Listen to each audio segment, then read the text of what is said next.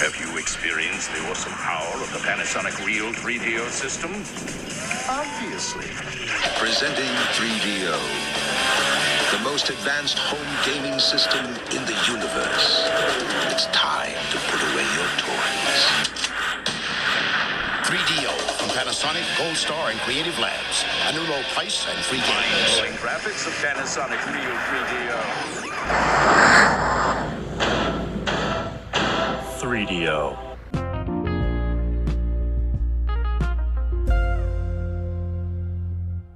Hello, everybody, and welcome back to the 3DO Experience, the 3DO Retrospective Podcast, where we talk about all things 3DO, the company, the console, and everything in between. I am Bill, and this is Thrak. How you doing, Thrak? Oh, Bill, it's so hot and humid, I could cut the air with my disc of killing time.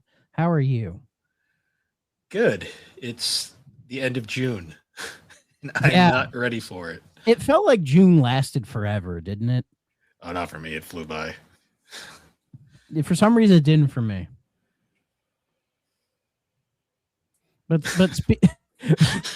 Yes. But speaking of flying by, we have a guest again. He's a recurring member. Should we give him the honorary third chair at this point? He's pretty much tied with Tony and Casey at this point. Yeah. But so in the upper echelon, the elite 3DO guest club, it is, of course, Fine Time Bro, the real reason people listen to the show. It's Steve. How you doing, Steve? I was going to say that some people call me the third DO, but that doesn't make sense or is true. So I appreciate the effort. I appreciate the effort. It's not a bad shot. Yeah, it's out there. So we're going to, I have a fan pointed at me right now. That's why I'm glad I podcast in a basement.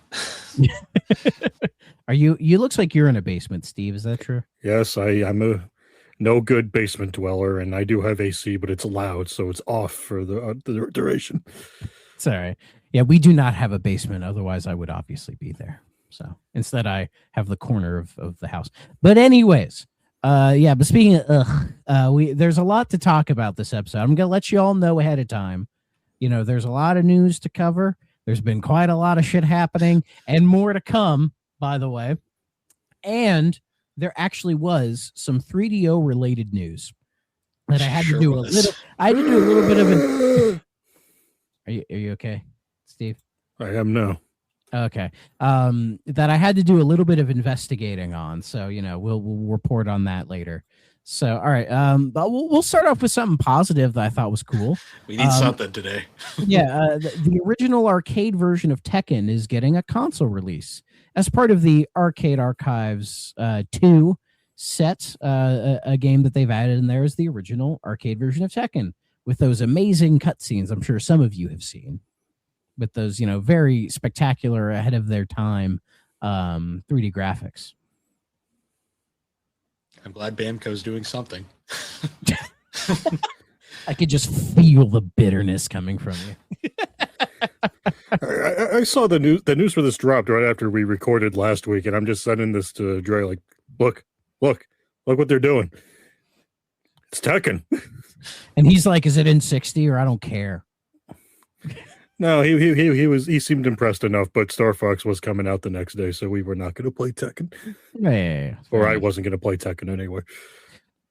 I've played my share of Tekken over the years. I like it. I wouldn't say I'm like a huge fan of it, but it's fun. I think the most fun I've ever had with it was some random arcade had a Tekken Tag Tournament 2, and me and my friends put probably way too many quarters into that thing because we were just having fun with it. And Tekken's a really solid fighting game series. It's one of Bill, the better. do you like Tekken? Yeah, I like Tekken. You can tell very much that the creator of Tekken was very much someone who was very clearly a former Virtual Fighter guy. Yeah, the Virtual Fighterness radiates off, but it goes in a different direction. So yeah, I think I prefer Soul Calibur, but Tekken is pretty good. Me too. But Steve, what's your Tekken take? I respect Tekken. I'm not a big fan of actually playing it, though. If I'm playing a 3D fighter, I'd rather be Soul Calibur as well. But same. I'm just ingrained in that Street Fighter life now, where we have just two planes of dimensions, and that's the way I like it. God damn it! You know what the worst is? Like, I still think like one of the best 3D fighters is Dead or Alive, but like, whenever you're like Dead or Alive's my favorite fighter, people are like, for the fighting, right? It's like, yeah, sure it is, Bill. I mean, I had Dead or Alive 2 for the Dreamcast, and it was fun. Oh, I wouldn't say it's better than Soul Calibur, but I had a fun time with it. See, for a non-weapons based fighter, I think it's probably my favorite 3D fighter. Yeah, but I'm one of those sickos that likes the 3D era of Mortal Kombat. So actually, what do I know? If I'm gonna be realistic, though, I think my favorite fighter of all time is probably like King of Fighters. I forget which one. The one on PS4. Nice. The one that was better than Street Fighter 5 or whatever when it came out. Yeah.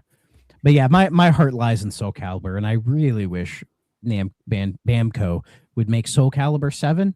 But I think the Tekken guy, somebody asked him about it once, and he was just like, it's hard to vouch for another fighting game series when you already have one that's really successful. I'm sure when he's been like Soul Calibur 7, and they're like, well, we have Tekken. What do we need Soul Calibur for? Remember when Capcom had like 20 fighting game series at one point? Yeah, and everybody wants Darkstalkers to come back for some reason. They got 20 fighting games, and they're all cannibalizing each other. They were. That's why it's just Street Fighter now. Yeah. Well, you remember when they had like 7 versions of Street Fighter 2, like just in a year? Yeah. We've covered one of them on this show. We've covered arguably the best one. They're all documented for easy access on modern platforms. It's fine. Oh yeah. I do like the collections they make of the Street Fighter games. Yeah, I always see it. I go, oh, that's cool, but I'm not going to buy it because if I do, I'll play it for 10 minutes and go, that's Street Fighter, and then I bow out because Street Fighter is it's not for me. See, I like it. It's good, but it takes a lot. You're lucky you're all the way over there, and I'm all the way over here because. It takes a lot for me to get enveloped into a fighting game, and really the only series I really got into was like Mortal Kombat. So it's weird because I think my favorite Street Fighter is still Third Strike. That's probably the best one. Third Strike is really good. It might also be the fact that I paid $90 for my copy, but because Dreamcast collecting. I played one of the alphas. I played one of the alphas and I really liked it. Alpha's really good. Alpha 3 maybe. Yeah, Alpha felt like a nice middle ground for me, but I don't know. I mean, I like the EX too, even though it's kind never of touched those, so they're kind of janky, but I did enjoy them. Yeah. Alrighty, let's keep moving. So I think last week we had talked about like, oh, what's the price of GTA going to be, right? So the internet imploded, guys. Kind of. So they finally unveiled the price, and just as I suspected, the standard edition is $80, which I think most people weren't really surprised about. It's until like, they found out it's missing like 20% of the game. I don't know if I go 20%, Bill. That seems a little hefty. But yeah, there's an Ultimate Edition that's $100, and it includes, quote, an exclusive collection of premium vehicles, weapons, apparel, and action threaded across all aspects of Jason and Lucia's story, according to the studio. And I guess, yeah, so the Ultimate Edition, I guess locking behind that is just some cars, some guns, and like a store or two, and some other, like, a lot of it seems like just kind of random shit that you would unlock playing the game in general. And they're locking that behind $20, which says to me it's not going to amount to really much of anything in the game itself. Yeah, but that wasn't the thing that broke the internet. But they have to do, well, I'll get to that, but they have to do some thing to get people to pay for the $100 edition, I guess. So I'm sure, I don't think Rockstar's put out the numbers, but I'm sure the pre-order numbers are very high. Yeah, probably a safe bet, right? So I hate it. I hate it because it's true. I mean, I like GTA just fine, but it is what it is. But that was not the big thing. The big thing was that the physical edition, if you want to call it that, if you pre-order it, it does not come with a disc. It is a download code. In other words, you're buying a hunk of plastic. Well, let's not forget, games have been doing this for a while already. They have, and I hate it. It's not the first. I know.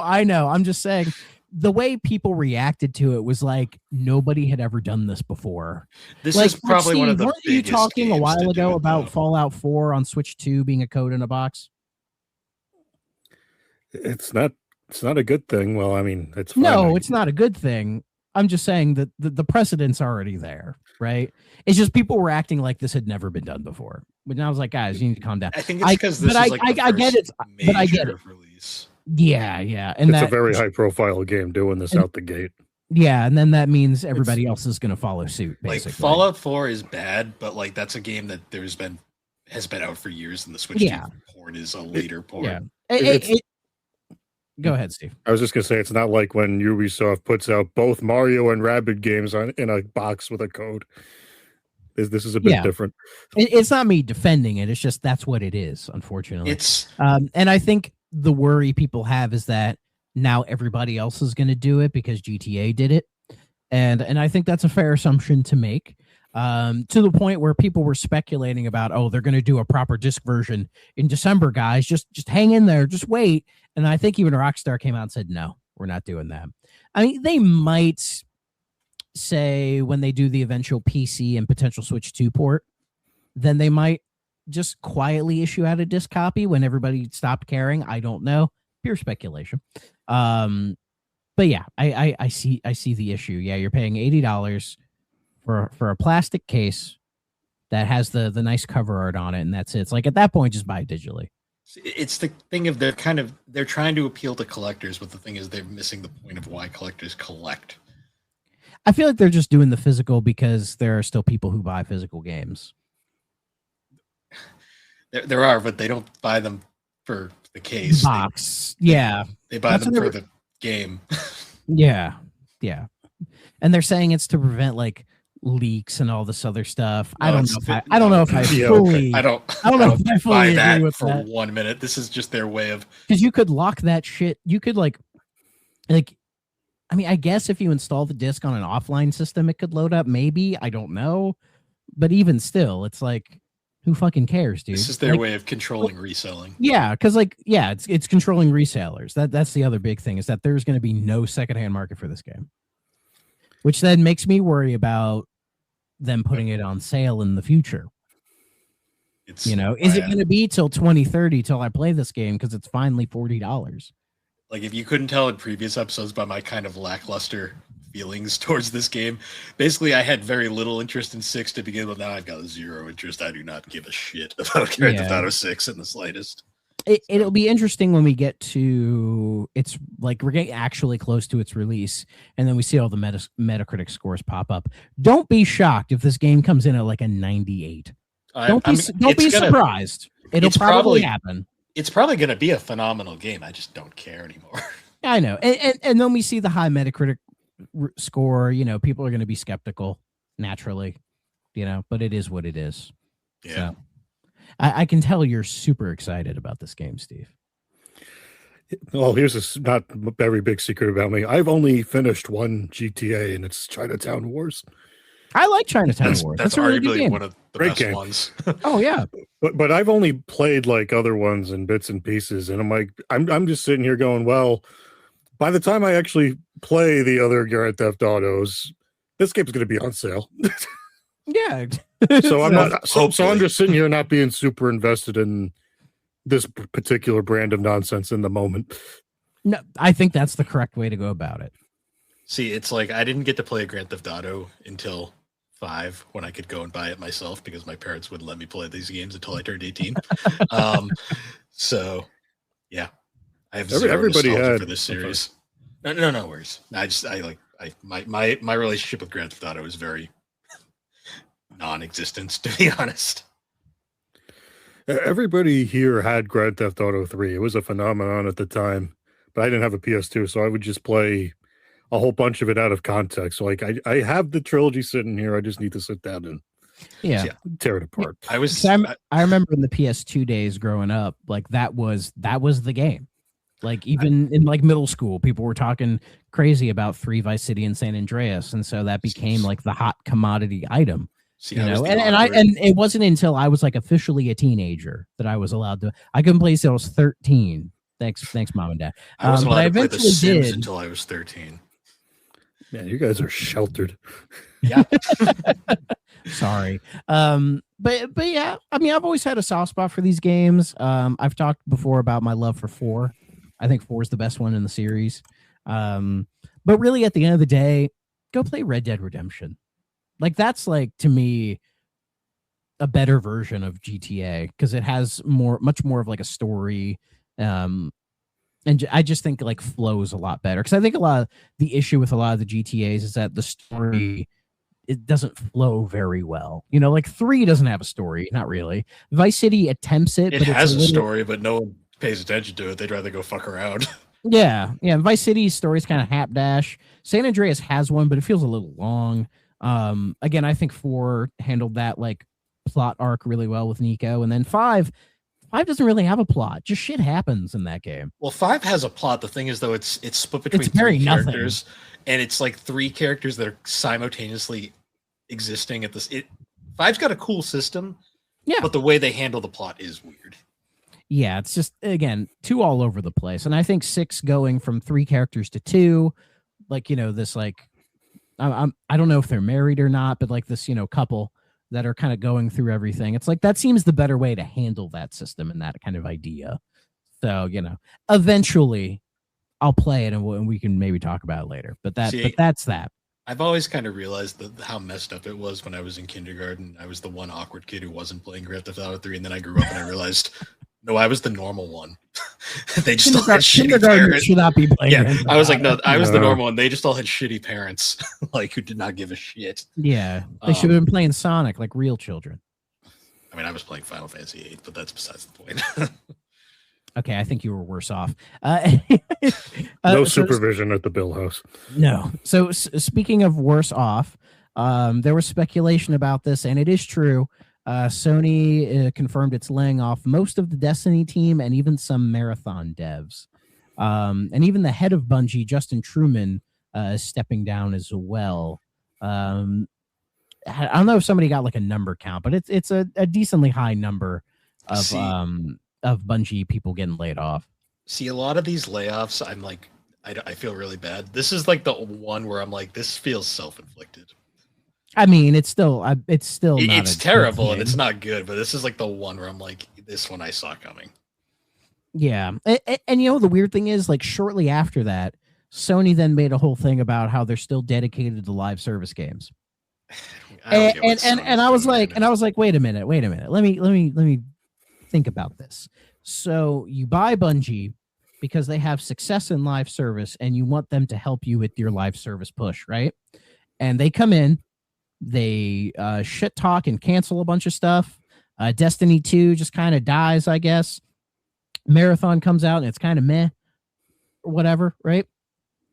But like, you bring this company in to help with the live service stuff, and then you know, cut like a good chunk of them out, and then you're still committed to it, even though I just find it weird Sony is still committed to it. Well, I just find it weird Sony is still committed to it when they really haven't had success with it, like, at all. But they're still dedicated to it. It's very strange. Concord should have been a big wake-up call. I agree. It was a wake-up call. I didn't know it existed until it got canceled. Yeah. And maybe I'm like one of the few people who thinks, like, why did they kill Concord after 8 days? Like, you put all that effort into this big old live service game. I mean, sure, but like, give it like 6 to 12 months. And if nothing comes out of that, then fine, kill it. You know, like, everybody wants these live service games to immediately be successful. And none of them, like, historically, the successful ones weren't successful out of the gate. It took a while. True. You know, you have to actually commit to the bit a little bit before you can, you know, reap the rewards or whatever. So it's just, I don't understand it. And I get why people want live service games, because it is a constant money stream that you never have to worry about. It's just there, right? And a lot of companies have them. A lot of companies have like a live service game that does constantly pull money. And like the good live service games are the ones you don't think about, like Minecraft. Is Minecraft a live service game? I mean, it has microtransactions. They're putting new content in there. Oh yeah. Oh yeah. In the Java version? Maybe not on the Java, but the Okay, because console I've versions do. never paid more than the initial price for Minecraft. But no, trust me, Junior has gotten into Minecraft, and he's wanted me to buy some microtransaction-y stuff. I gave in one time, but I saw it, and I'm like, gee, they're all over the place. So yes, Minecraft makes a ton of money. It must be like the realms or like the other. Oh yeah. You can just play Minecraft by itself, but yeah, if you get into the realms and that stuff, that's where that comes into play. But yes, they are smarter about it. It's almost also like Forza Horizon is live service because you can play it as is, but there are microtransaction stuff in there. I know with games like that. Yeah, I didn't know Minecraft. Yeah. It kind of fits. It does kind of fit the bill in like a weird way, but yeah, you don't think about it, so it is what it is. But I get why Sony wants that, but I just like they're trying to force it, and it's like you can't force it. It just has to happen. People just have to latch onto it, and it sticks. And not everything can be Fortnite. No, and again, Fortnite had to reinvent itself and spend like a year plus before it caught on. I mean, sure, Fortnite's a huge success, but does it have a secret level anthology episode on Amazon? No. So 1 point for Concord. And things are bad when even Epic, I think like Epic have laid people off, haven't they? And it's like, everybody's you have fucking Fortnite. Why are you have money? What are you doing? Like they have no excuse. They have all the money flowing in from Fortnite. But according to them, they don't have any money flowing in from Fortnite. I don't buy that.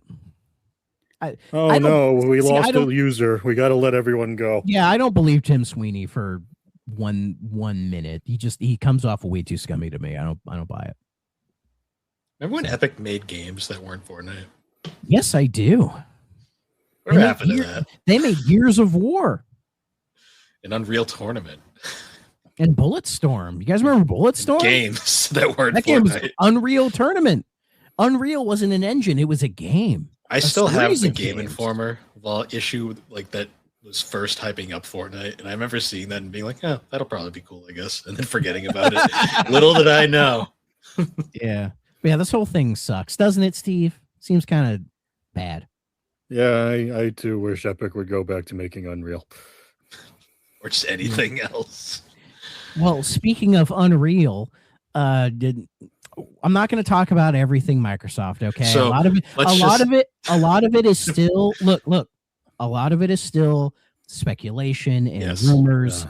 And when it's all officially out there, then we will. Because people are just throwing shit out there, and people are just believing it because they read it somewhere else. And I'm like, guys, calm down. But this one is confirmed, okay? Yes. And that is them raising the fucking price of the console again. That was Jesus goddamn Christ. This was the one I wanted to talk about. Yeah, so God damn it. So the Series S, like the baseline Series S is now $500. Remember when that thing was $300? I do. Yeah. Wasn't the Series X around $500 when it came out? Yeah. The one I have, I bought 21 or 22. It was $550, but it came with a digital copy of Forza Horizon 5. Who would have known I was buying an appreciating asset in a video game console, right? So there was that. And the Xbox Series X, the 1 terabyte with a disc drive is now $800 goddamn dollars. So I laughed about all those people that when the Steam Machine or Steam GameCube were announced, those prices came. Whatever it's called. When those prices got announced, all the people were like, well, I guess you can just buy a console because that'll be cheaper. Well, I mean, it is, but it ain't by much. Those reactions were aged like milk. I mean, they're not wrong. They are cheaper, but it's not by a considerable amount. I was just going to say, is it really an appreciating asset if no one wants to buy it? Like if you went on eBay right now, could you sell? I mean, probably X for more than what you paid for it, like reliably. I'm actually kind of curious what they're going for in eBay. Right now. I feel like if I put my used Series X out there for like $600, somebody would buy it. See, the thing about consoles are they're appreciating value, but they're also, oh damn, yeah, yeah, it's not good. I love how the cheapest ones I find are damaged HDMI port, no video output, $400. Parts only. It doesn't Parts work. only. I need $400. Disgusting. God. Disgusting. This yeah. is terrifying. It's all like, yeah, it and I think it was like Lenovo had said that like, oh, RAM prices will probably never go back to normal in the wake of all this. Again, I won't be surprised if Sony and Nintendo, Nintendo have already raising the price on the Switch too. I wouldn't be shocked if Sony raises the price again, because I feel part of it, but this is pure me speculating, that part of it is because they know people will buy these consoles just for GTA 6 and thinking maybe they'll get some more money out of it, potentially. I'm sure more people will buy PS5s and Series X's for it, but there will be people who buy a Series X to play GTA 6. And they're thinking like, oh, we'll get these saps. They'll pay $800 for this thing, and then the physical copy of GTA 6, open it up and see there's not a disc in there and go, well, fuck. And then, get $900 out of these people. That seems a little scammy, don't you think? Yep. But GTA heads are so brain rotted, they'll do it. Yeah. I mean, that's just me thinking. I fully believe that will happen. If Sony raises the price before GTA 6, then I will feel more compelled to think this. But for now, we shall see. What do you think, Steve? I just feel like people that are that invested already have the next system, because I'm just remembered however many years ago they showed off the PS5 and the first thing they showed was Grand Theft Auto 5 for it. True. So I figure the real GTA heads are already in this shit. Yeah, but I mean, you never know with certain like casual people. See, I'm just don't like, pay attention. I see all these reports that they're already working on the PS6 and like the Xbox, whatever the fuck. I mean, they always are. But like people are like, these are coming out soon. I'm like, why? Like the PS5 it's series. been 6 years, Bill. It's time for another console. That's what everybody keeps saying. It's been 6 years. And I'm like, do you really want to release a console in this current market? Like, do you really want to do that? Also, the current ones they've done fuck all with. Like, that's the real thing, Bill. Yeah, we say that all the time. PS5's done shit for reasons why I should have that over anything else. I mean, I'm going to keep this until it goes away, but I don't care about a PS6. At this point, I don't either. Like, yeah, it just feels like they're just going full steam ahead. And then, if the PS6 comes out in 27, like that thing's not going to sell. No, it's going to be like $1,500. Everyone's going to say, fuck that, I'm keeping my PS5. And then it's just, it's going to be very weird. And I really hope, I mean, they could just delay this shit to like 2030 or whatever. But like, because everyone's blaming it on the RAM. And the RAM is an issue right now. And Lenovo had said the price will probably never get back to normal. I don't know if I fully agree with that. And then that did coincide with a class action lawsuit being filed, where, they're trying to claim that, they're artificially inflating like the price of RAM and withholding the supply because of like all the AI shit that's going on and everything. And I mean, we'll see if there is any truth to that. I mean, it very well could be, or it could just be that all the AI people are just getting first dibs because they're willing to spend all the money on it, and then they just throw the scraps to us and they're just like, whatever, we don't care. Yeah, I'm at the point right now where I have 2 games pre-ordered right now. And it's literally, those are the only 2 games I'm like interested in right now. So, because I see there's so many new games being announced that I'd like to play, but I look at prices and I'm just like, prices and time. I'm like, I'm not gonna have time to play half this shit. So I can't care right now. Yeah, I mean, and it does it almost feel like we're heading to another video game crash? No, just because the original crash was for different reasons. I'm not saying it's gonna happen. I mean, in a way, it almost is kind of the same, where it's just like there's just too much saturation in the market. People can't keep up with it, and if the prices are going to keep skyrocketing, and the economic situation's not getting any better for most people, then they're just not going to bother. And I won't blame them for not. And seeing people saying gaming is now officially a luxury, it's like, oh, it almost always kind of was. But be that as it may, like at this point, it's pricing most people out of it unless you're already in it. Like there's never been a better time to just play your backlog or learn how to emulate. Yeah, we're gonna see an era of retro coming. I can already see that. Well, then that just makes me think retro games are gonna get more expensive again. Well, they already are expensive.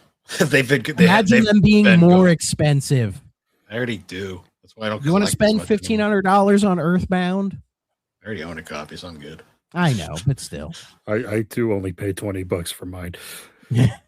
I feel like the one hope that RAM has to come back down to earth is if what they keep saying is going to happen sometime. The AI bubble needs to pop. People keep saying that, but I don't know if I believe it anymore. And I just feel like that's the path to lowering the RAM prices. Yeah, I mean that's what everybody wants, and I mean I want it too, but I just have a weird feeling it's not gonna go anywhere. It just I've just never been more apathetic to like the gaming industry than I have been as of late, where it's like because they're just trying to go on as business as normal, like nothing's wrong. Well, it's also like it's obvious there's a lot that's wrong right now. Every new game I see, they're like they have these massive budgets and like they're just insane, like over bloat production, and they all are bombing. And I'm just like, well, the thing is, most of that budget is just paying the developers. Paying developers are paying stupid big name actors that nobody wants in these goddamn games, but they seem to think we do. Yeah. Well, I've been watching a lot of Jason Schreier's videos. He's been a prominent video game journalist, and he's been making a lot of videos on YouTube. I recommend y'all watch them because it's a bit enlightening, especially with like the budget stuff where it's like, yeah, most of it is going to just paying people. And if you're going to have your gaming studios be in like, you know, California, where the cost of living is a lot higher, then that's where a good chunk of your budget's going to go, you know? So, yeah.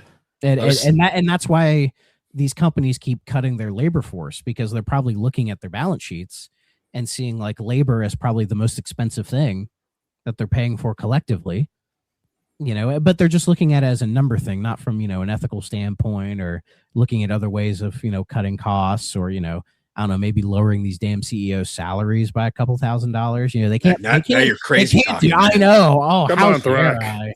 Yeah, how dare I make sense? I don't know.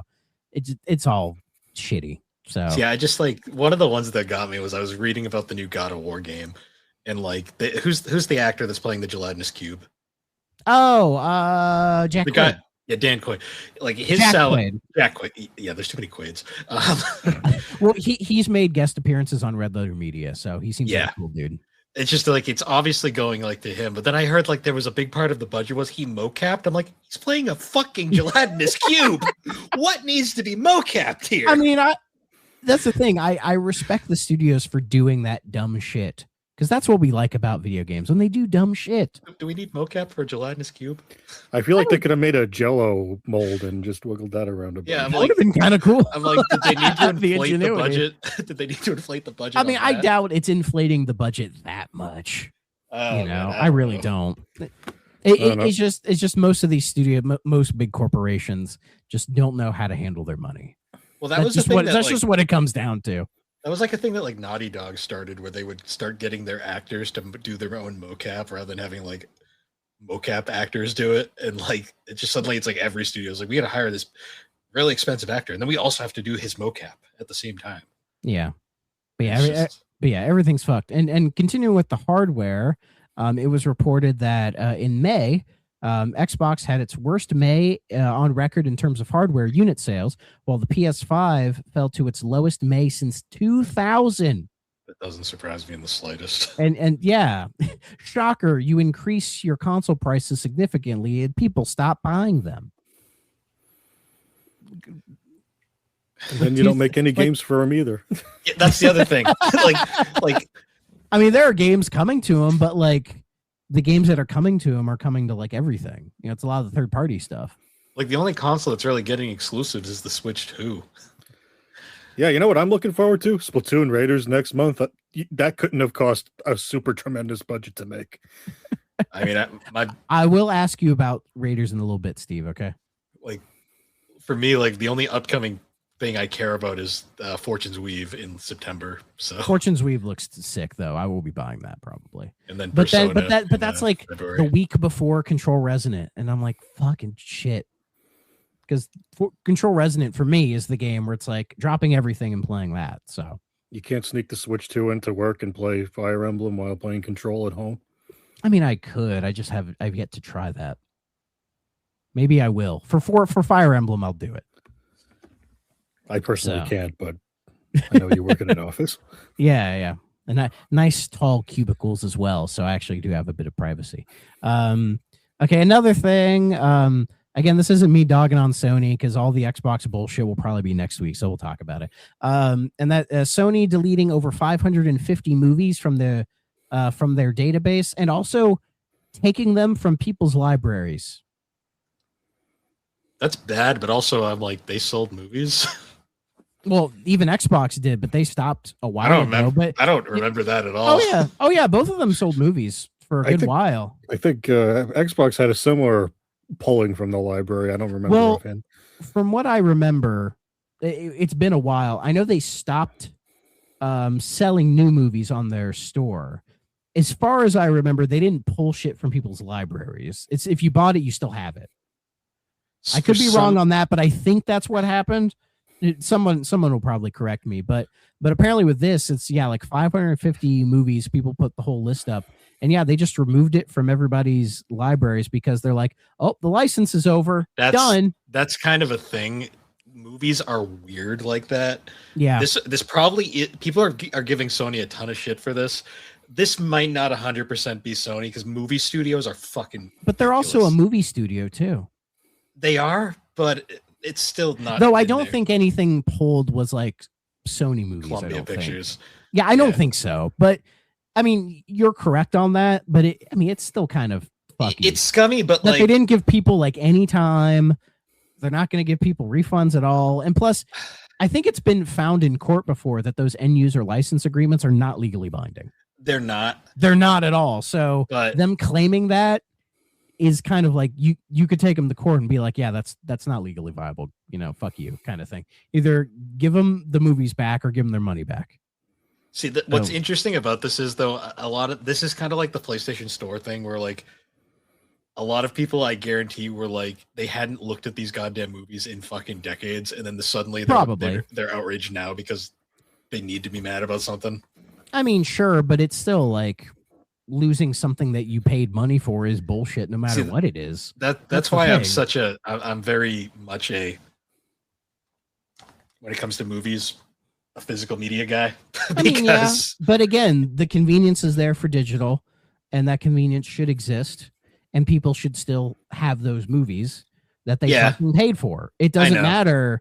It doesn't matter. You can get on your high horse about it, but it doesn't make the situation better. Like I agree, physical movies are better, and there are people who are starting to get back into buying them because they're dirt cheap and you just have the fucking thing. But if you spent hard fucking money on it, just they should still have the thing.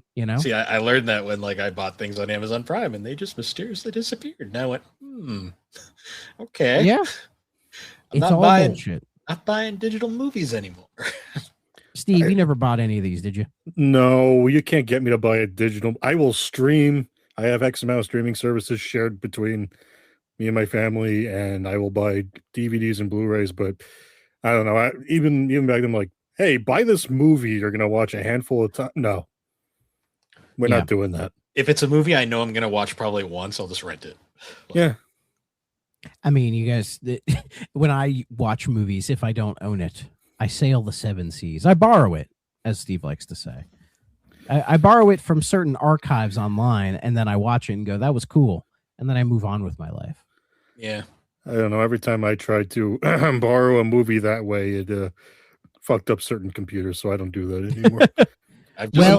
Well, Steve, if you want a more stable version of that, I do have some links for you. I'm all right for Thrak. Thanks. Okay. Yeah. My local retro gaming store has an entire selection of fucking Blu-rays, so I just pop in there every now and then. They're all cheap as fuck. So I'm like, yeah. Movie I haven't seen yet. Good. But it's still fucked up. It regardless. Is. I just do need to point out it's probably not 100% a Sony thing.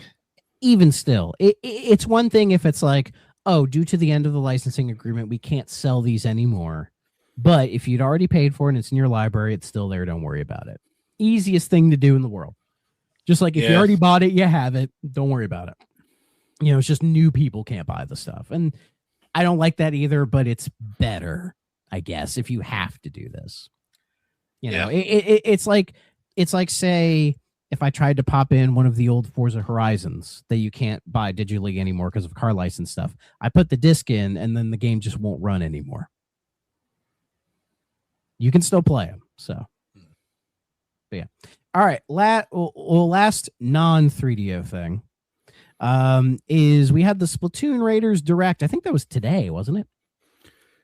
It was. Yeah. All right, Steve. Tell me about Splatoon Raiders. I did not get to see the Direct yet. I had a busy day. I skimmed it. I just kind of had it in the background while I was doing some other things. And yeah, this looks to be like a single player focused Splatoon game. Did the Direct have an amazing line of the series has plots, which means the series has plots? If it did, I didn't catch that. That is still my favorite line from that goddamn Persona 4 Direct, where it's like these games are story focused, which means they have stories, and I'm just like, thanks for sharing, Alice. This is an action game, so it has action. God, that Rocket ChatGPT. I'm a numbers guy. But yeah, there's a bit of a focus on like gadgets. So there's like crafting in there. There is some online co-op stuff. But I mean, it looks kind of interesting. This might be the first Splatoon game I buy. I just may dip in just to see what it's all about. Junior loves the Splatoon games. He's wanted me to buy them forever. And I'm like, dude, you already own these games. Why would I buy it? Just bring your copy over here and we can play it, right? So, but this one I might jump into because, I mean, it looks kind of interesting. And it would give me a reason to actually play my Switch too. I'd call this bait, but I know that I overuse my Switch too, if anything. But you got a Legion Go, but I got all these games on Switch still.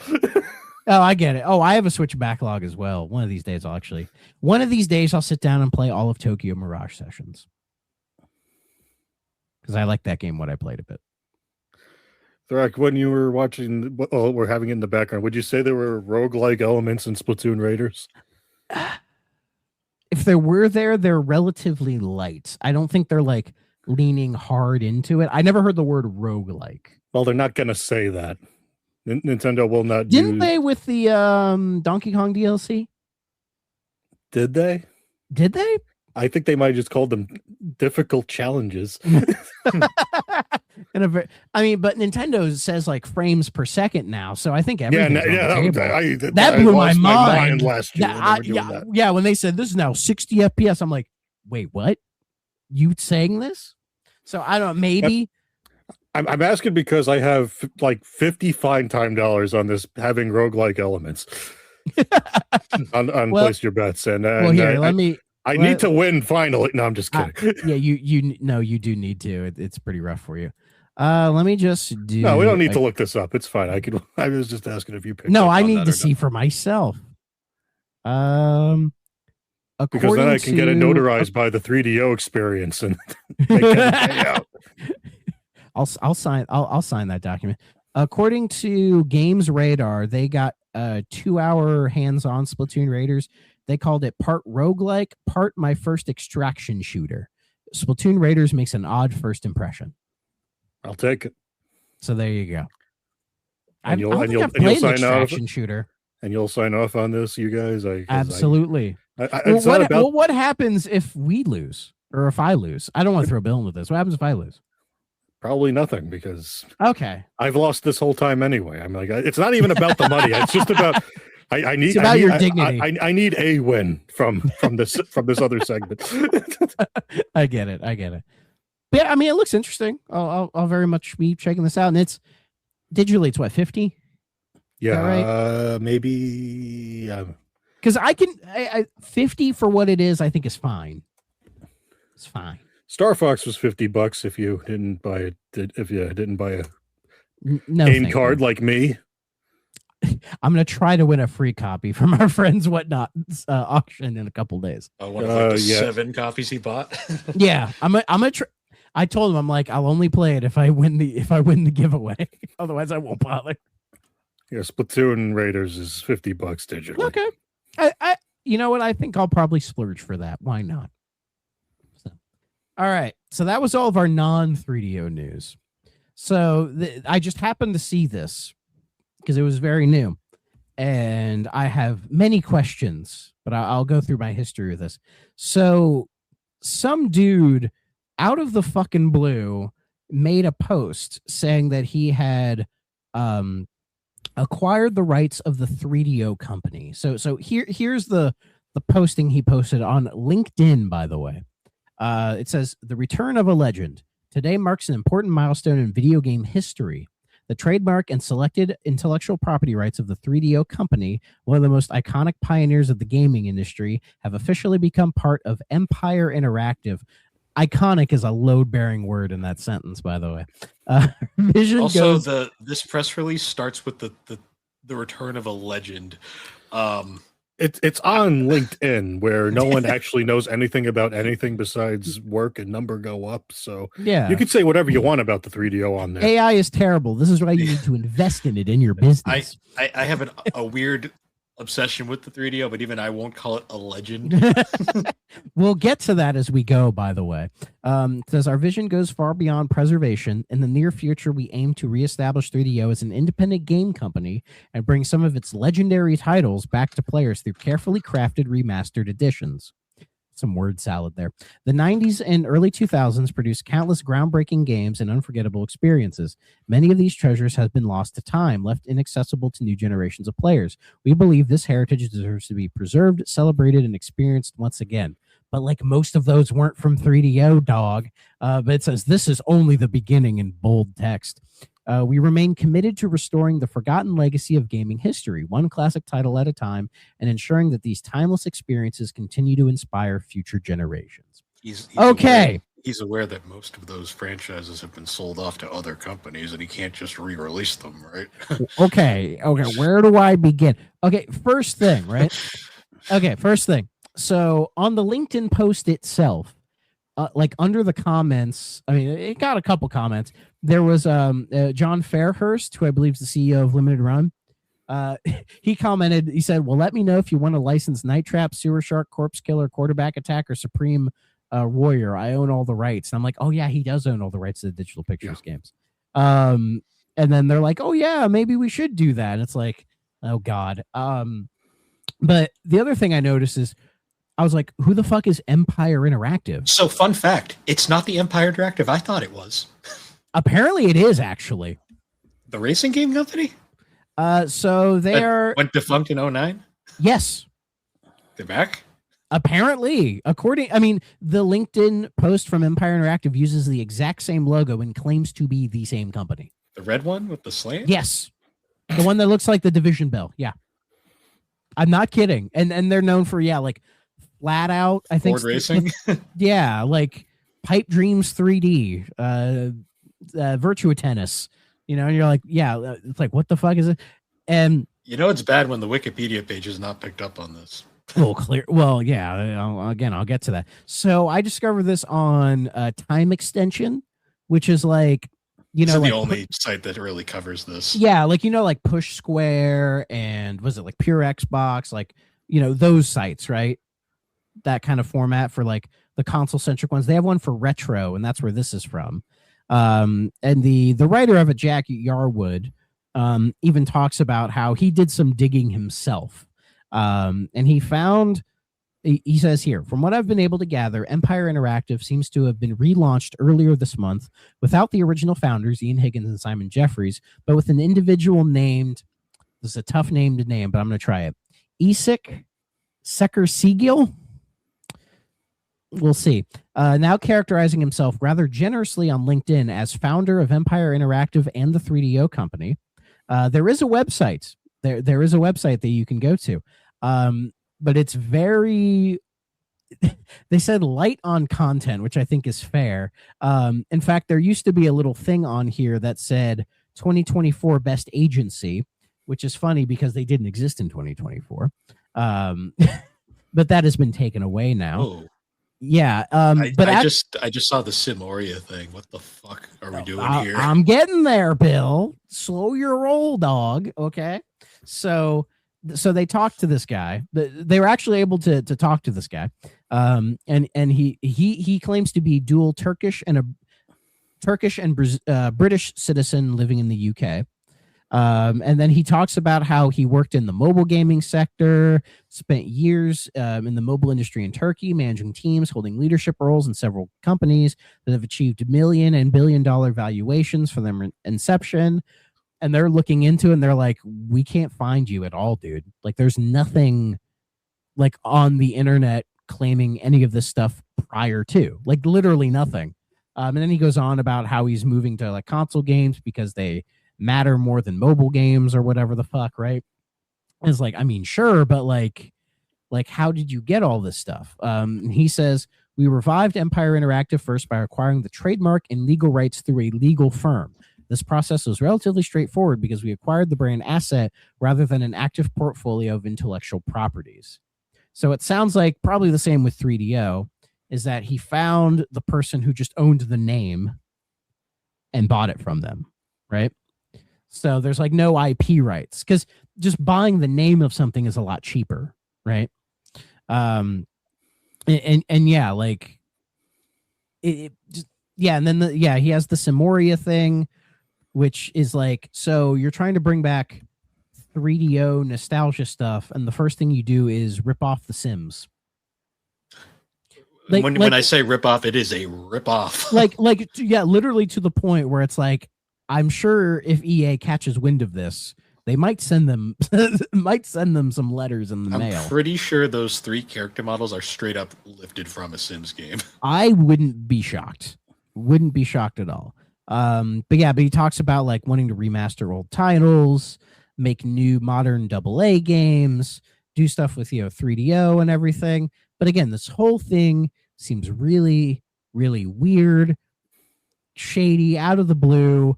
This dude even talks about wanting to enter the fucking hardware space. Like, I'm not even kidding.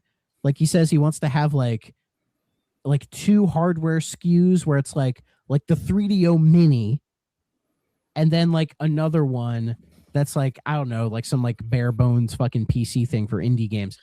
It reminds me a little bit of like Acclaim, because Acclaim is back, but they just bought the name Acclaim. They didn't buy any of the rights to the games because that all got sold off years ago. And it's the same with 3DO, like Army Men and Gex and all these other IPs were sold off years ago. Like, that's what matters more than the fucking name. That's why Limited Run was able to acquire the name for a while, right? Yeah. So yeah, the whole thing just comes off really weird, and it reminds me a little bit of Amico and Chameleon, a little bit, but it doesn't feel like as, I don't know, harsh and scam. I'm not going to say it's a scam because there's nothing they're selling yet, but it comes off a little suspicious. This sounds like a guy who's trying to do a grift, but he doesn't realize how complicated it's actually going to be. Because fuck it, let's actually make machines. Because like, I guarantee that'll show them. I guarantee you, he'll try to make a 3DO Mini without realizing Panasonic owns that trademark still. Like they own the rights to the hardware. But he has said that like he's trying to do this the legal way, navigate through all this water, and it's like, I don't think this is really good. Like, I can't imagine you like get in contact with Panasonic and they're like, hey, can we get the hardware rights to make 3DOs? First, they'd probably be like, what the fuck are you talking about? And then they're like, oh yeah, that thing. And I doubt they would give it to him for a price this guy would want. Because again, this guy's presumably an unknown, right? Like, he has nothing. Like, I even found his LinkedIn. There's nothing there other than what he claims, right? Like, there's no picture of the dude. So we don't know what he looks like. Yeah, and there's no like background on this guy, like even in the mobile space. Like, I'm sure mobile games don't do a lot with crediting people, but even still, if you look hard enough, you can find this stuff.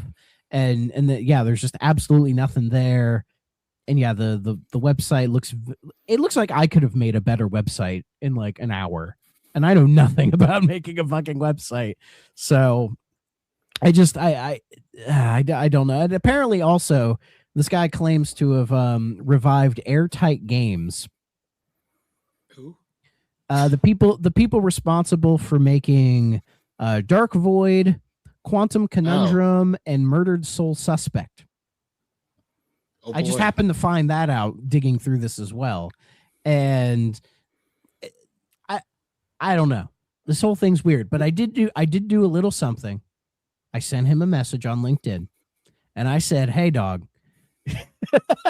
not dog, but basically I said to him like, "Hey, I am the co-host of a 3DO podcast, and I would like to get in contact about this whole 3DO thing. I haven't heard a thing yet. Who knows if I do or not? I'll keep you guys informed, because honestly, it would be fun to grill him a little bit, wouldn't it?" It would, but at the same time, like, I don't know. This is weird. This entire thing. I mean, no, you are correct on weird, but like, I don't know. I feel like a shark smelling blood. I want to see if I can get something out of this. Okay. I mean, there's a good chance he fucking ignores me entirely, and then this whole thing goes away, which is most likely what will happen. Is that it's like, oh, this dude, like, whatever money he claimed to have fell through, and all this just completely Also, collapses, which is probably what's going to happen. Aside from like weirdos like us, like, there's like no nostalgic demand for the 3DO. No, not yeah. Like even the comments in the time extension articles, there were 2 of them, but the other one was just specifying the hardware stuff. Was everybody being like, "This is fucking weird. Why the hell are you doing this?" You know, Like, Acclaim makes more sense. but the problem with Acclaim was all the rights to the major games they were known for were all Midway games. Yeah. Because NBA Jam, Mortal Kombat, that was because Acclaim bought the console rights from Midway to make those ports, because Midway didn't believe that the console business was as good as the arcade business. And then that's actually part of why Midway died, was because they didn't really invest in the console space until it was too late. Yeah. Right? But this Acclaim is more of an indie label, and that's more respectable than whatever the hell this is. Well, also, like, Acclaim is just a name that gamers will recognize. Most gamers don't remember. And yes, they are doing, and you're correct, Steve. They're doing the smart thing by being like, "Oh, we're just going to bankroll some random indie titles we think have potential. Here you go." And it's like, sure, that's fine. And if that's what this guy was doing, sure, whatever, right? You know, it would give us, I guess, more episodes to talk about new 3DO games, quote unquote. But yeah, this whole thing, I don't know. It's probably just a bunch of bullshit, but I'm going to see if I can get into the belly of the beast and see if I can pull anything out of it. It's just so weird, because like the 3DO brand, like the IPs, I mean, the biggest hurdle is most of the most well-known 3DO games are all EA games, so that's already especially when they're deliberately ripping EA off. Well, and also like the one most people think about with 3DO, I would say, is Gex. And that's owned by Square. Embracer technically now. Well, Embracer now, yes. Well, because I think that Gex trilogy we got, I think, was published by Square. Because I think when that was before the sale. Because when LRG first did that deal, it was Square still owned it at the time. So I don't know if they're still on the branding for that. I'd have to check. Embracer is always hard up for cash. I'm sure they can loan out Gex to this enterprise, but look, as much as I've listened to 3DO experience this whole time, even I'm going to have a hard time buying a potential 3DO mini if they don't reach out to Vivid and get Blonde Justice on there. I completely agree. And thank you for being a listener, Steve. Well, you know. 30 3DO classic titles are owned by a company called Ziggurat Interactive, and that's where like the Killing Time remaster came from. So that the games are already like all over the place as it is. And also, if somehow they're trying to tackle arguably the most famous 3DO IP, which was never on the console, and that's Army Men, they're owned by Take-Two, because when 3DO dissolved and then was a Global Star took over everything. Yes. When they dissolved, they got acquired by Take-Two. So they have the rights. In fact, the Army Men games you can buy on Steam were published by Take-Two, or by 2K, technically. And then the other most probably well-known 3DO franchise, Might and Magic, is owned by Ubisoft, which actually Ubisoft is kind of hard for cash right now too. So maybe that might be But I don't think he has enough though. No. See, that's the part that really concerns me, is that like what is this trying to be? You know, like he's not asking for money yet. So I don't know. I'll keep tabs on this. I'll see what I can find out. I'm gonna try to do some investigative journalism, and I'll see what I can pull out, and I will keep you guys updated, because this just completely fascinated me, and I did not do as much work as I should have done today because I was too invested in this. This is just weird. Like I know. When I found this, I was like, "What are we doing?" I know, and the fact that like, yeah, John Fairhurst is like weirdly legitimizing this by like commenting under it is also like, but why, dude? This is just standard LinkedIn bullshit until they start asking for money. It's probably what it is. Yeah. So this reminds me a lot of when that those people bought the Glover IP, but not the actual game, and then they were trying to re-release the game, and they were like, "No, that's not how that works." Yeah. Well, and the only other post Empire Interactive has is for their Simoria game, and it just says we're hiring game developer. One? Just one game, yes. Well, probably one person to type the stuff into generative AI to then produce the game. Can that bubble burst now? If 3DO burst that bubble, that would be amazing. I love how, like, when you type in Simoria, the only things that come up are from either the Time Extension article or Empire Interactive being like, "Please buy our game." Yeah, and that's the thing. The 3DO, yeah, the 3DO thing is just a post under Empire, but it's not like a separate company. But he's like treating it as one. Again, I don't know. I mean, I'm half tempted to DM Empire Interactive on LinkedIn and say the same thing I said to him. So I'm gonna let you guys know. I need to get to the bottom of this. Developed by a talented team at Empire Interactive and published by the I thought Empire was the publisher. What are we doing here? God. Oh God, this whole thing is fucked. But like I can't help myself. I need to know. So I'll let you all know. But yeah, that's the news. That's all I got. I think there was Nintendo music. Oh, there was. just to add to that. Oh no, it's just more Mario Kart shit. Never mind. They didn't put anything on Thursday. That's the new day now. They've been doing this thing where they're just adding more Mario Kart, like the free roam stuff. It's really good music, but I wish they just put it all on at once. Yeah. I agree.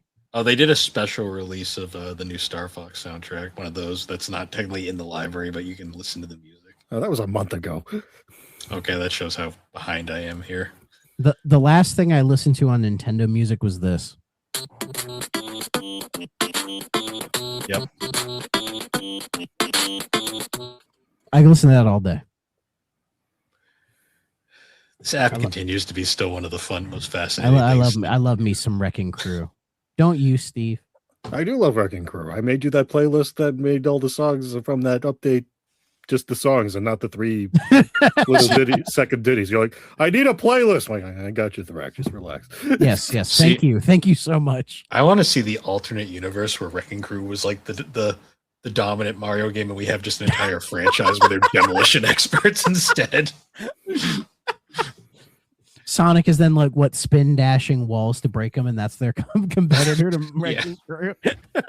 So the alternate universe where Mario's a demolitions expert. I want the turn-based version of that. Like your turn to tear down the wall. Okay, it's their turn to build it back up. All right. Okay, we're finally to our game now. Yeah, so Steve is here because we've covered other Humongous Entertainment games in the past. So I guess Steve has now been contractually obligated to come on and cover the rest of them, apparently. But there's only one. We're covering the last officially released one for the 3DO, and that is Putt-Putt Going to the Moon, or Putt-Putt Goes to the Moon, I'm sorry.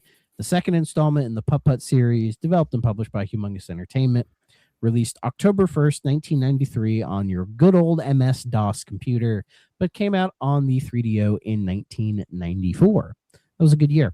So the title speaks for itself, doesn't it? Yeah, he goes to the moon, all right. Interestingly, this is actually the final Humongous game that used pixel graphics for the art. All the games going forward would use hand-drawn animation, which is fun. Very. I mean, for Humongous, it could be.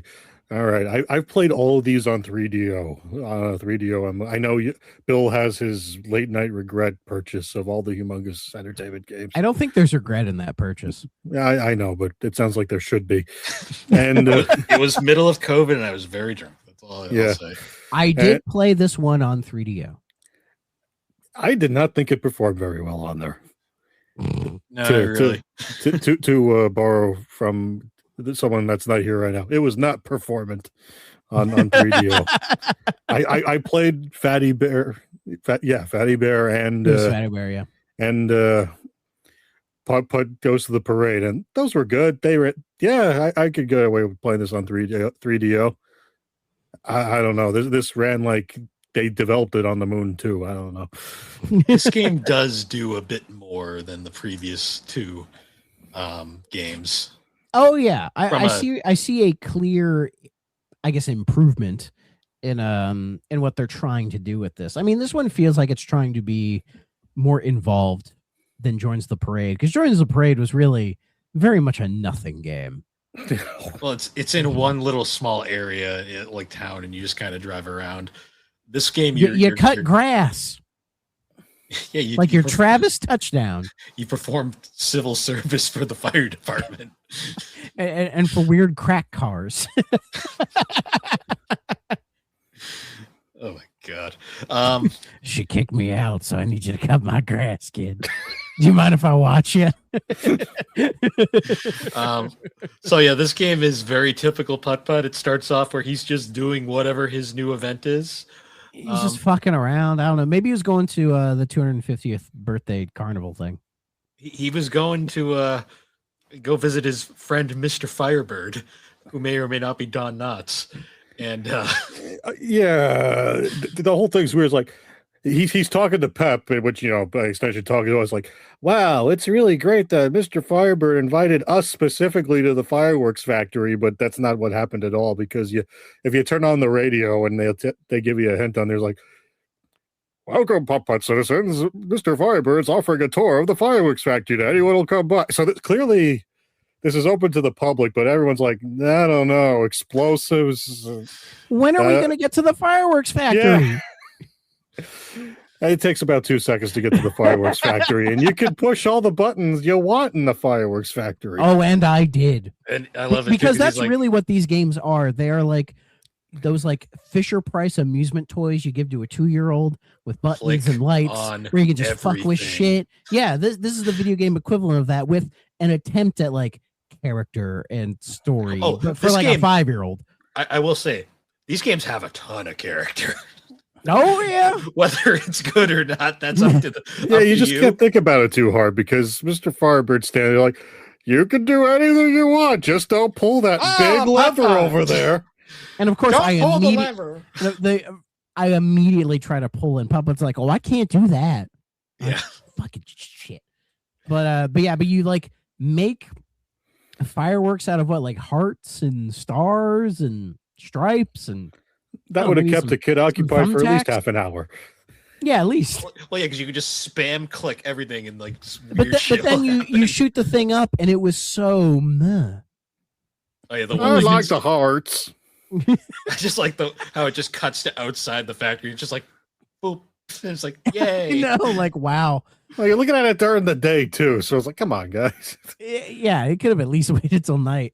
And you fuck around with it enough, and then a butterfly the window opens.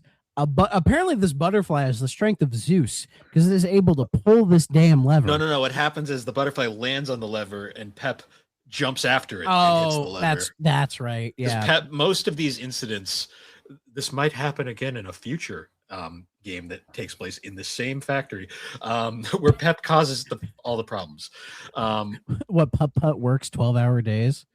Let's just say Mr. Firebird comes back. Putt engages in child labor. I don't know. After this game, I would have made sure he went away for a long time. The best part, though, is that rocket flies around the room and then just conveniently stops just enough for Putt-Putt to hop on it. And then, yeah. That whole scene was so convoluted. Like, what the fuck? Hold on, Putt-Putt, you're going for a ride. Do something. You're the adult. He's just standing there like, Like I think he's sitting there enjoying for it. a good 3 seconds. He could have jumped off, but No. Oh, he was jumping on. Or no, Firebird could have did something. You know, he's the adult in this situation that, you know, is trying to goad people into his fireworks factory. And it worked. Oh no, Putt-Putt. And so because of this, now Putt-Putt is launched into fucking outer space. Conveniently, Pep has a Sandy Cheeks fish bowl for his head, so Yeah, he that can just breathe. appears. Yeah, it just appears. And it has like a radio antenna for some reason, which never comes into play. And then, but Putt-Putt can, I mean, Putt-Putt's a car, so who really cares about oxygen? But still, it's like, what the fuck? And then as you're flying, you come across random aliens, and Putt-Putt's just like, hi, how are you? Like, why are you so calm? It's not even a straight shot to the moon, which I would believe. Like we're in orbit, and it's like this signpost that leads to the other planets and Pluto, which is not a planet. I'm sorry, but It was at this point. It was in 93. I know. But it's like really, we have the rocket launched you that hard that we could just fuck off in space for a while before going to the moon as promised on the cover. Yes. Yeah, breaking the atmosphere was nothing for this car. I feel like this car needs to then be like scientifically discovered, like it can survive through space like that. Well, we'll get to it later. There's an existential crisis that happens in this game that I'm like, wait a second. I feel like you're having one right now. Well, it's something I never thought about until I had this most recent playthrough, and else it hit me. But I will get to it later when we get to our little buddy that we meet later on. Oh boy.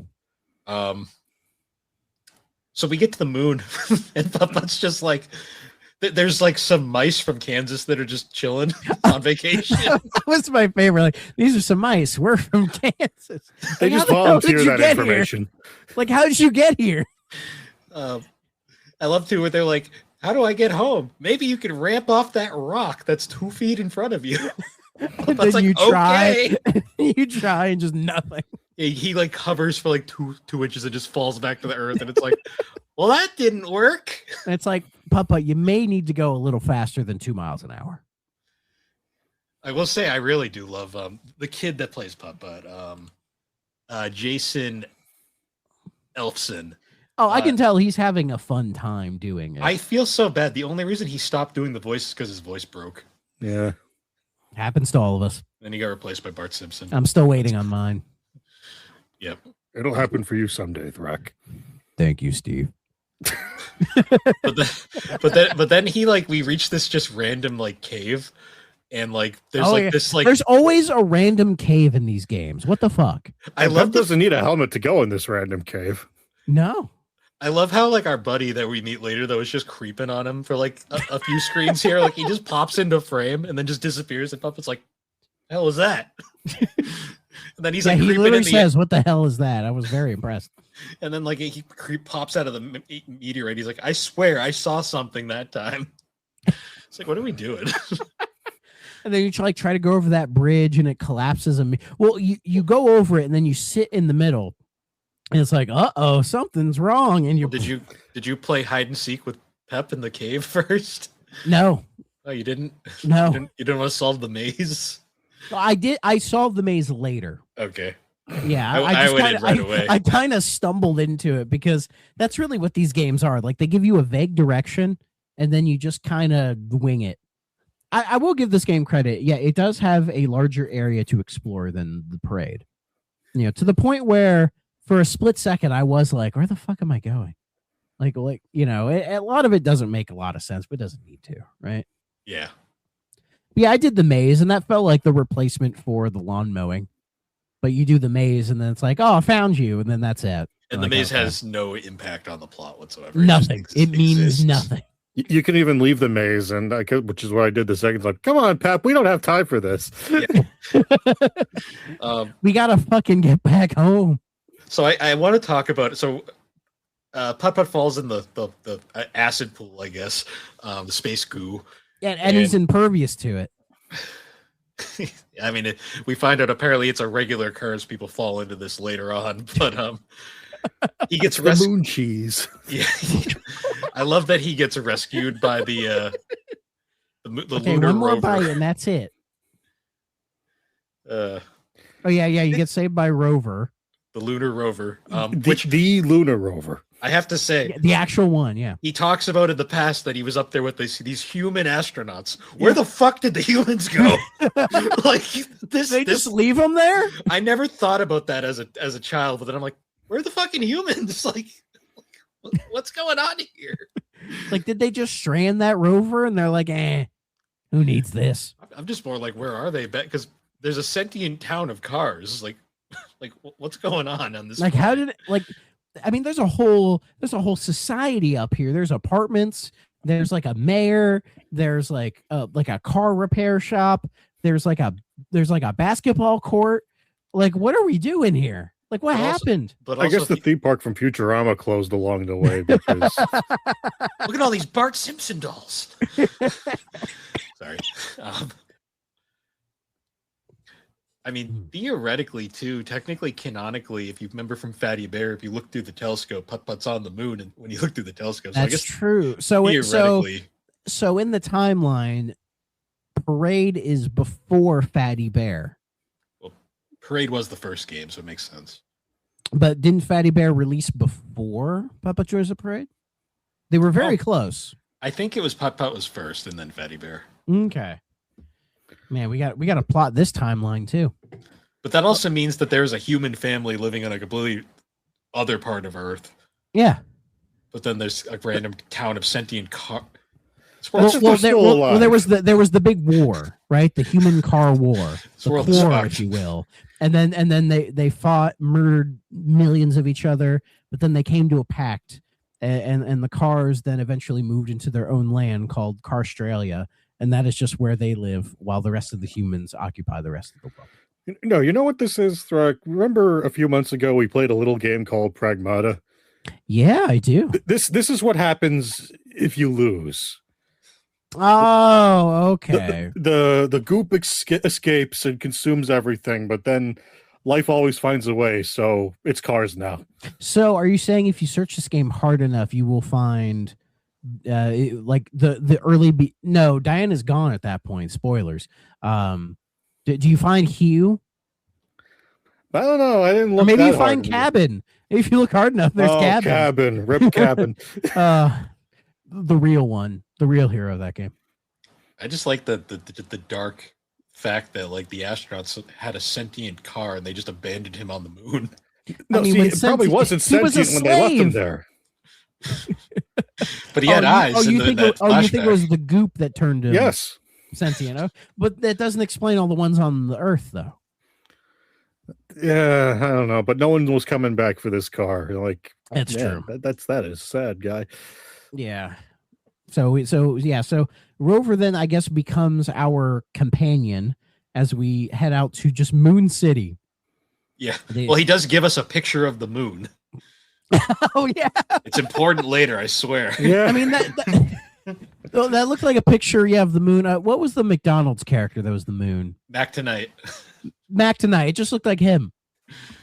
He didn't have his cool shades, though. No, he didn't. Unfortunately, no, but still, it'd be weird that, like, hey, it'd be like if you handed somebody a picture of the Earth, like, hey, this is where you are right now. Thanks, guy. Like, imagine handing a picture. Like if I had a picture of Bill and I handed it to him and like, this is what you look like, Bill. And I'm just like, my God. The whole time. Why didn't anybody tell me? I have a beard. So basically then we have to find the parts to a rocket. Despite everybody being stranded, they conveniently have all the parts to a rocket to build to get back, right? And these, yes, these two their names are just living it, and they're like these ice cream salesmen Yeah, who, for some reason, not just have the ice cream, but also if you give them enough moon gems or whatever, they look like rupees or something. You give them enough of that, and they'll just give you the base of the rocket. Well, actually, is what they're working out of is the base of the rocket. And they're like, but you need the tip, you need the steering wheel, very important. What else was it that you needed? fuel, Gasoline. Yeah, it runs on rocket unleaded. fuel. Is that diesel? Special moon diesel. Yes, They diesel. because when Delphi was there, they were drilling out the Earth. It's moon diesel. There's a line later in the game where, like, when you go to find the rocket fuel, the guy who has it's like, meet me at the gas station. Why is there a gas station on the moon? Well, To fuel your cars to fuel your vehicles, Bill. Rover gets hungry. The one vehicle on the moon. He needs it.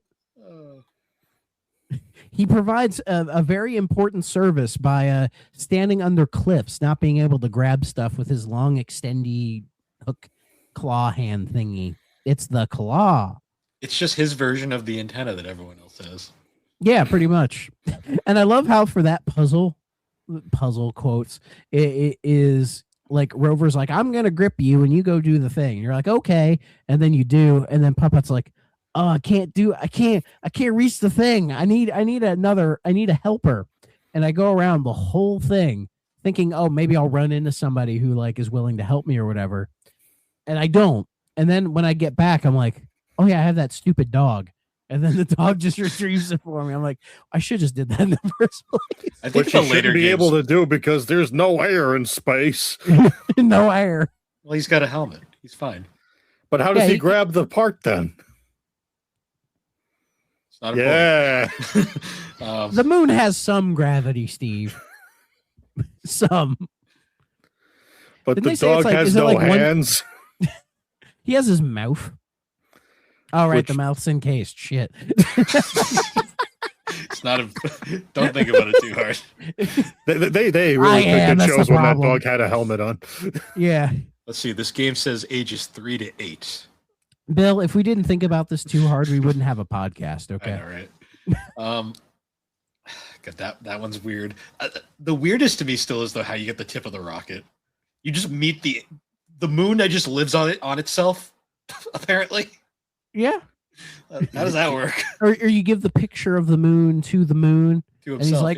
And he's like, oh, sick, dude. I'm a jack off later. And then I forget what he gives you. Or does he give you the gas can? Oh, he gives you the tip of the rocket. The tip of the rocket, which is hilarious because if you walk right in there and talk to him right away without acknowledging the tip of the rocket, he'll be like, if only I had a picture of myself. And then you just immediately give it to him, and he's like, "Oh, perfect! I'll give you the tip of the rocket." And you're like, "I didn't even ask about that." And then you ask about it, and he's like, "You're like, ooh, it's the tip of the rocket. Could I have that, sir?" And he's like, "Of course." And I'm just like, so you didn't even need to give him. You didn't have to fulfill his narcissistic desires. I think if you go in and click on it right away, he'll then do his whole spiel about the thing. But like, if most people talk to him right away because they probably don't notice the tip right away. I could pretend that he doesn't have a mirror in his opulent moon mansion, but which is gated. Yeah, Putt-Putt just opens the gate like guy. Putt-Putt doesn't care. He breaks into places all the time. Is it like a weird? Was it like a weird mini game where the thing had to open like 4 times or something? I think you had to press the button a bunch of times. Yeah. Like and I was like, why? Why are we doing this? Because we click on things in humongous games. We needed something to do on everything. But he's living on the moon by himself. He just with all his moon connections, he's never gotten like pictures of the lunar lander or things like that, like from him or whatever. I mean, you could take a selfie, dude. With what? There were cameras back then. He's got telekinesis because he lifts that thing up like. But does the moon have a camera?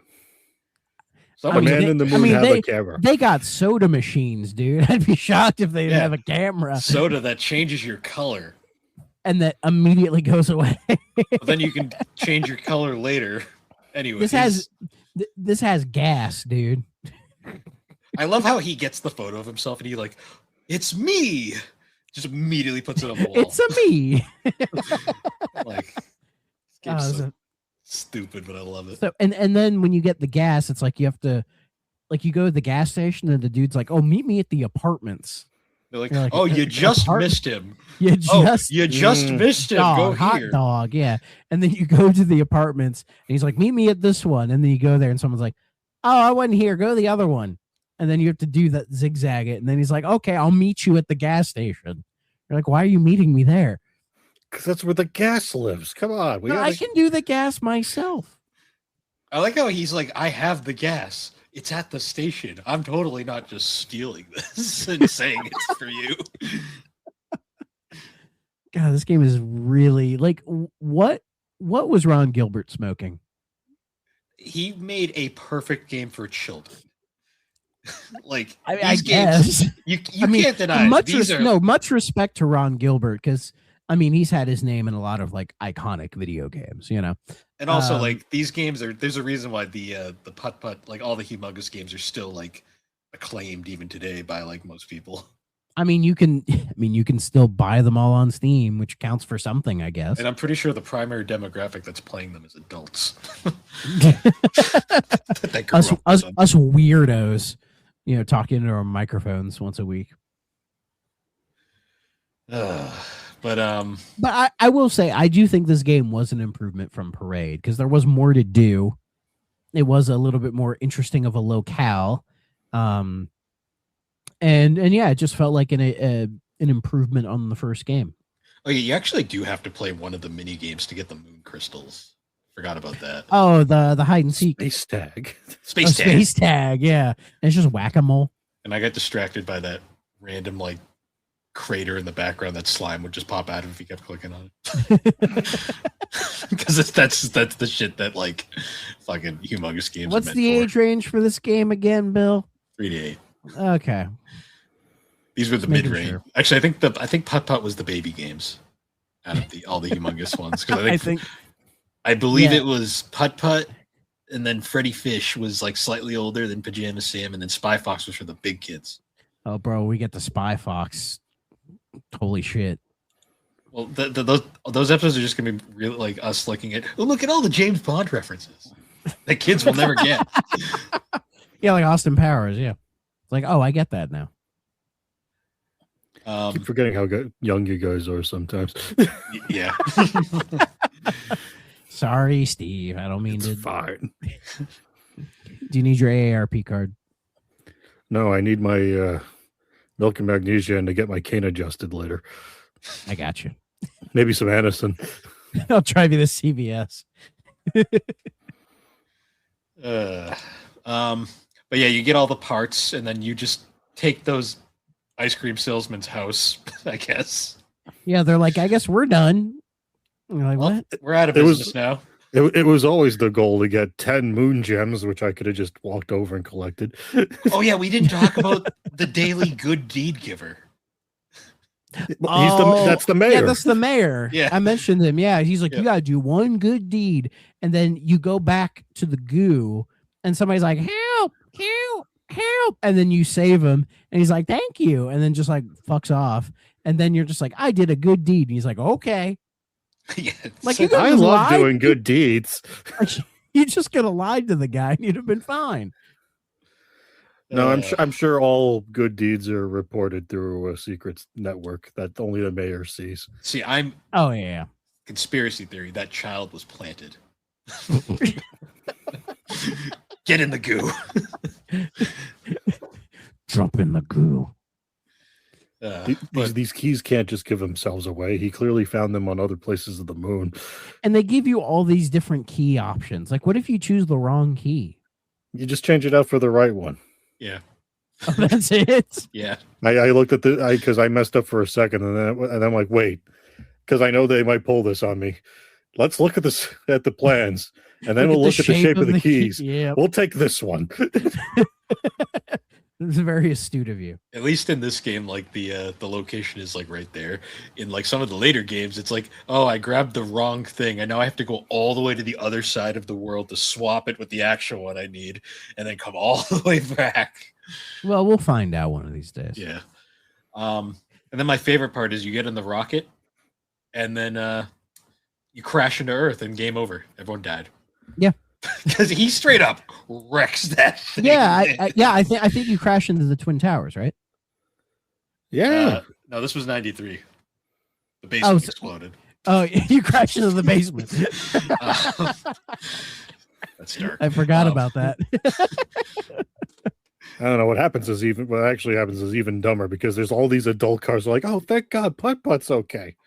Oh, did you click on the radio at one point while up on the moon? I did not know. So there's a point if you click on the radio and it's like, breaking news! In a terrible accident, Putt-Putt's been launched into the atmosphere, and it's just like presumed dead, age 6. It's like what? Police are searching for his body as we speak. It's like news of cop cars like slowly looking through the woods.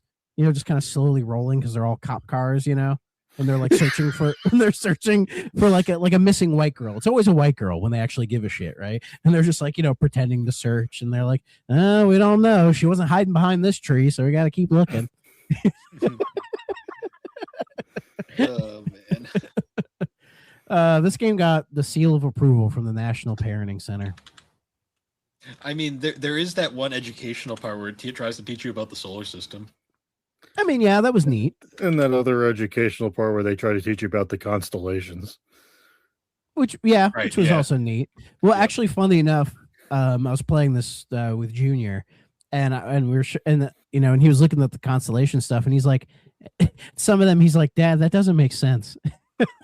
Oh, people had a lot of imagination in this. Because it would be like a pentagon, and it's like, this is a king with a crown.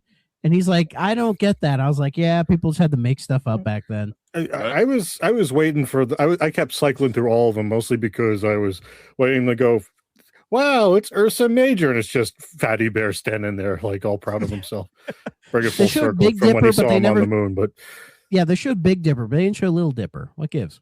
That's actually a recurring gag where they you look at constellations and they just turn into other humongous characters. But I think that's why everybody likes Big Dipper, because it makes sense. Like you can see it and go, yeah.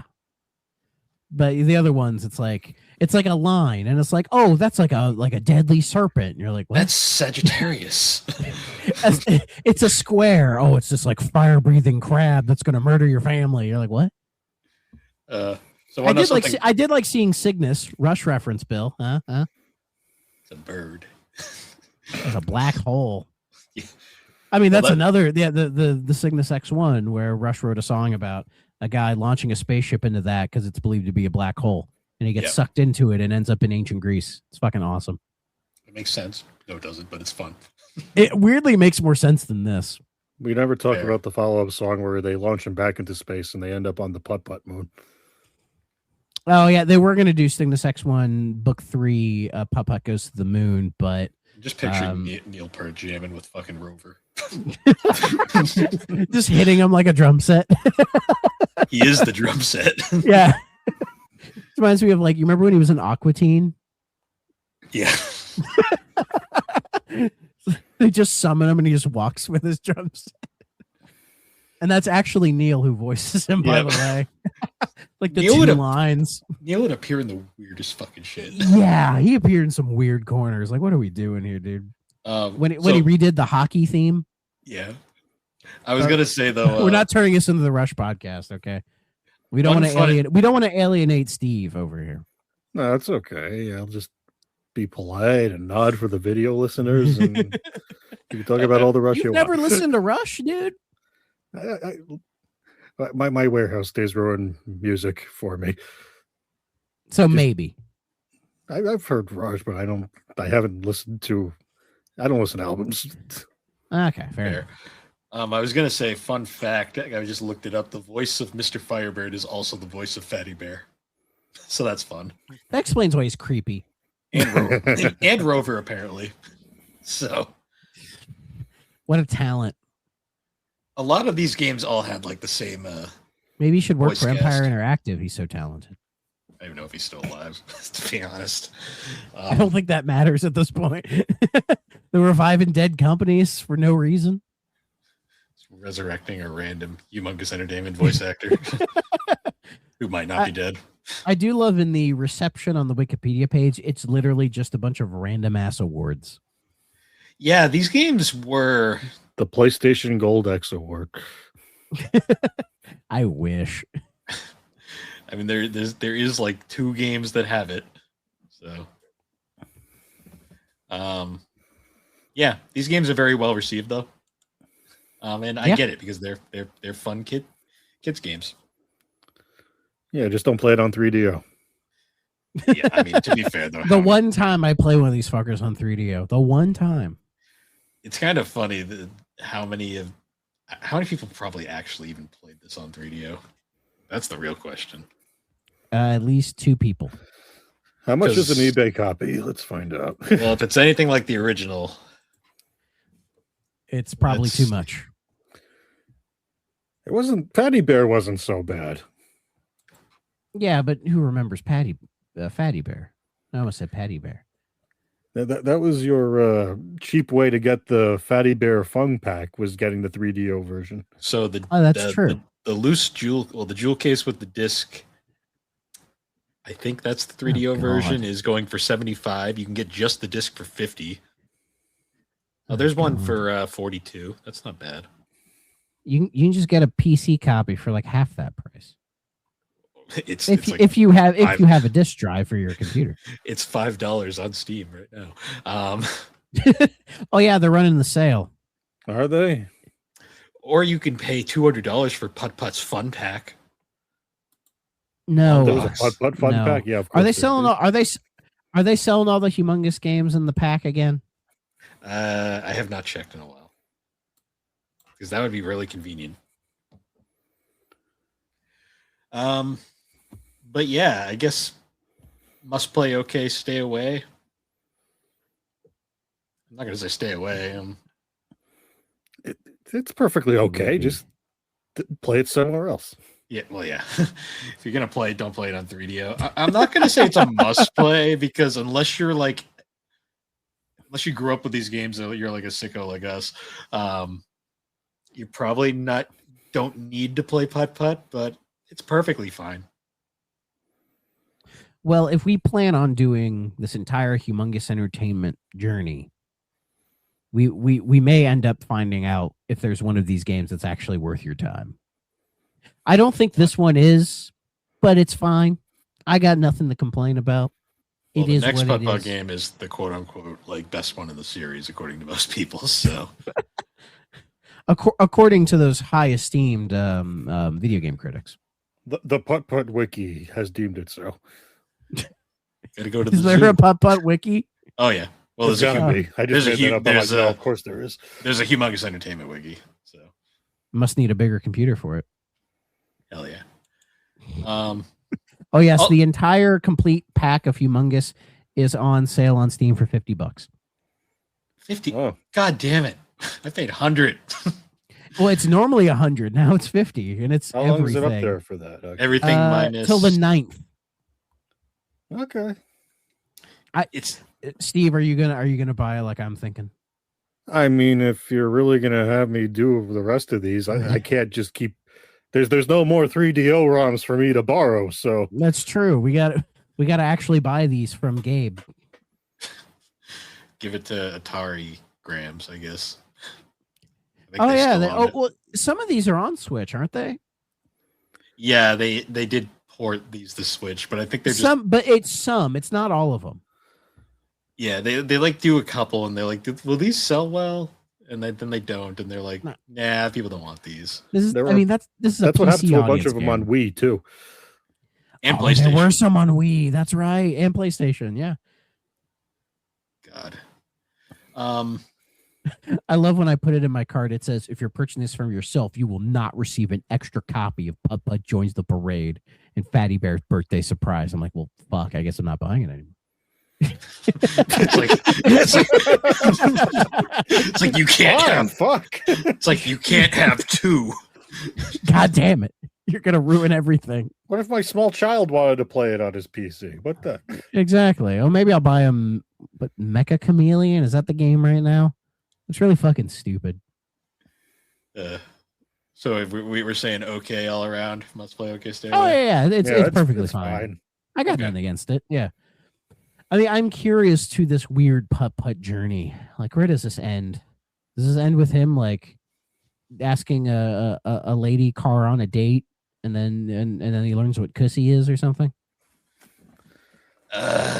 With Bart Simpson on it, I don't know how comfortable I'd be with that. Yeah, that's fair. Well, there's also the no-name schlub they got to play him in the final game when Infogrames basically gutted the company. Oh, that's right. And they couldn't afford anybody. See, that one actually sounds like the most interesting one now. It's hey, I'm Putt-Putt. This is Pep. And we're gonna do something. Meet you. Is it kind of bad that it's now we just sound like Bart? Now we just sound like Marge's sisters. It's not Chainsmoker, but like, but you do hear the voice and you just go, "Oh, what happened here?" It's the crack car from the first game. Yeah. See, when we get to Pajama Sam, though, bitch wife took the house, and now all I got are these drugs. Yep. See, Pajama Sam's won funny the drugs just because in the divorce. Sam is voiced by Bobby Hill, and you can't unhear it once you notice it. This is my boob purse. I don't know you. This is my pajama purse. I don't know you. Bobby, I love Jeff Gordon. He's handsome. Bobby, you need to stop cosplaying in your jammies. What are you, 6? You're at least 14. You should be having impure thoughts about girls. That kid ain't right. I'll tell you what. Joseph, that was a beautiful Hank Hill, Steve. I'm going to become a man now, so I'm going to give away my dolls. Do you want my Ross or my Chandler? Chandler. I always remember that one. Oh, they announced the new season. Yeah, it looks pretty good. Yeah. Yeah. Oh, the most recent season was really good. I liked it. It was. Yeah, especially when that girl took a shit on Jerry Jones's desk. Jesus Christ. Much respect. Oh man. Can't wait. But I guess we'll be done. Steve, thank you again, buddy. It's always fun having you here. I mean, whenever you guys want. Thanks for coming on, man. Why don't you spin around for me real quick? I have headphones on. That's not going to turn out very well. Knowing it, I laugh because he'll do it later. I just laugh because knowing it, like if you made that request to Alex, she'd probably try it, and then just fucking I'd see her mic just fly across the room. You're like, oh no. See, now I'm gonna try that. Now because in the future I will be conversing with her again, much to Bill's dismay. But we'll be there. I don't know. The greatest when she ripped her fucking chair arm off during an episode. I'm like, what are you doing? No, I think it's just you don't like that me and her gang up on you, and you're like, oh. I'm just. Yeah, I remember the Sailor Moon episode. It's like she gets an ally. Oh boy! But shout out to Alex, who is totally listening this episode. No, she's not. She's not. I know that for a fact. But yeah, I guess before we sign off, Steve, you want to shout out Fine Time real quick? Yeah, I'm still on Fine Time, and we update every Thursday. We got a summer of JRPG OVAs coming on every other week. We had a good time putting that together. I've seen some of them before, but watching them again was interesting. And the ones I haven't seen before, oh boy. Well, you can all find out. Just up to Fine Time wherever there's a podcast. It was interesting when I saw the list and I saw Ease 1 and 2. I call it Ease. I don't know what you guys call it. Ease, yeah. I was like, oh yeah, I was trying to get the first Ease because I bought 1 and 2 on Steam, trying to get it to work on my ROG, and it didn't want to run for plenty of reasons, but I'm sure my computer could run it just fine. I need to bump some things. Nice. And I'll be sure to include links to Find Time in the description of the episode. But and Steve's lovely blue sky. Should do that too. I'll find that. But anyways, guys, once again, thank you for joining us on the 3DO experience. You can find 3DO all the podcasting platforms. Check us out on the Superpod Network, superpodnetwork.com. Awesome site with a whole bunch of different videos, blogs, podcasts. So you guys wrapped up the Super Game Club game this month, right? Yes, we did. It was Mina the Hollower. Yes, I kindly dipped out of that one because I just don't care. No offense. But well, hopefully you join us for next month where we're playing what was it? Super Mario, a plumber for all seasons. Yeah. Yeah, sure. I'll be joining for that one because sure, why not? It's a Mario game. I think we're all in the mood for a Mario game. A fun ROM hack. I love Mario World, so I'm down. It's fine. Yeah, so we look forward to that. Check out the Instagram. It actually gets updated now. Every day I get like 2 new mentions. I'm like, oh shit. Because I got like 500 backlog blogs that never got posted, and I got to get through them. You're doing a great job, Bill. Just want you to know that. I'm trying my best. You're doing great. But yeah, I guess anyways, guys, once again, thank you for joining us, and we will see you all later. Bye-bye.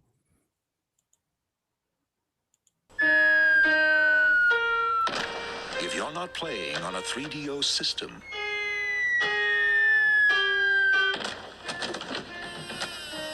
what are you playing with?